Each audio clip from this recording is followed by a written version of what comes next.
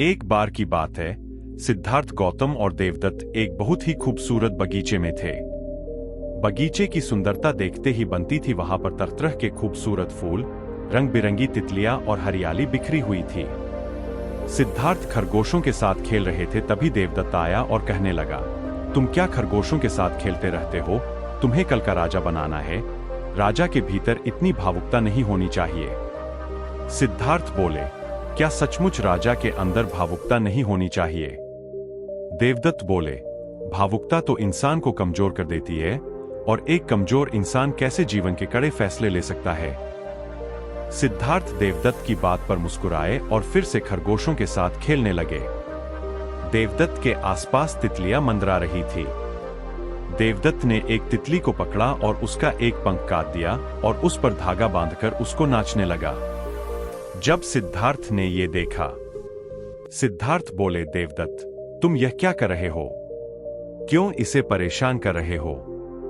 वैसे भी इसका जीवन काल बहुत छोटा है। सिद्धार्थ, फिर वही भावुकता, यह सिर्फ छोटी सी तितली है। मेरा शौक तो बड़े बड़े जानवरों का शिकार करना है। ऐसे तो तुम्हारी नजरों में बड़े बड़े शिकारी पापी होते होंगे। ऐसा कहकर देवदत्त बगीचे से जंगल की ओर निकल गए। सिद्धार्थ वही खरगोशों के साथ खेलते रहे। कुछ देर बाद वह आराम से बैठे हुए थे, तभी उनके पास एक घायल हंस गिरा। उसे तीर लगा हुआ था। वह दर्द से करहा रहा था। यह देखकर वह बहुत दुखी हो गए। सिद्धार्थ ने हंस को अपने हाथों में लिया और आहिस्ता आहिस्ता हंस का तीर निकाला और उसके जख्मों पर मिट्टी लगाने लगे। तभी देवदत्त बगीचे में आया। उसके हाथ में धनुष था। देवदत्त बोले, सिद्धार्थ, मैंने इसका शिकार किया है, इसे मुझे सौंप दो।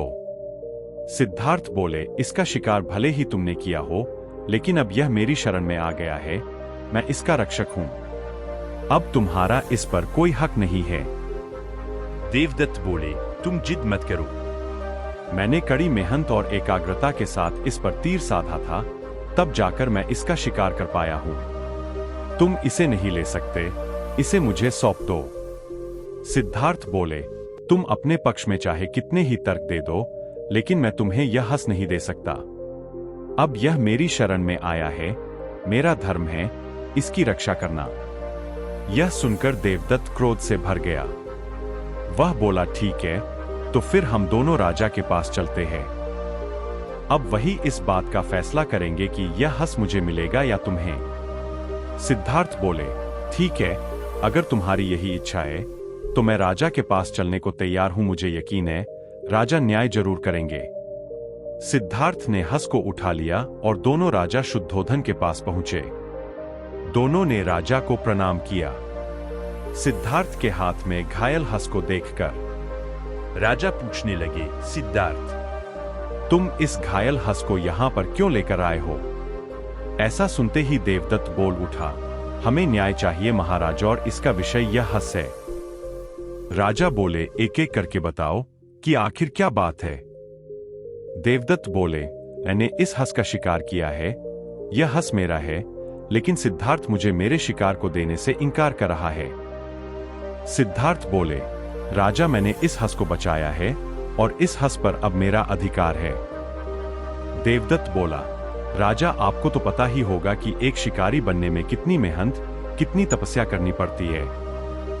राजाओं का तो यह शौक होता है। क्या मुझे मेरे शिकार पर अधिकार नहीं है, जिसे मैंने कितनी मुश्किल से साधा है? राजा बोले, देवदत्त से बोले, हाँ, तुम बिल्कुल ठीक कह रहे हो। शिकार पर तो शिकारी का ही अधिकार होता है, किसी और का नहीं।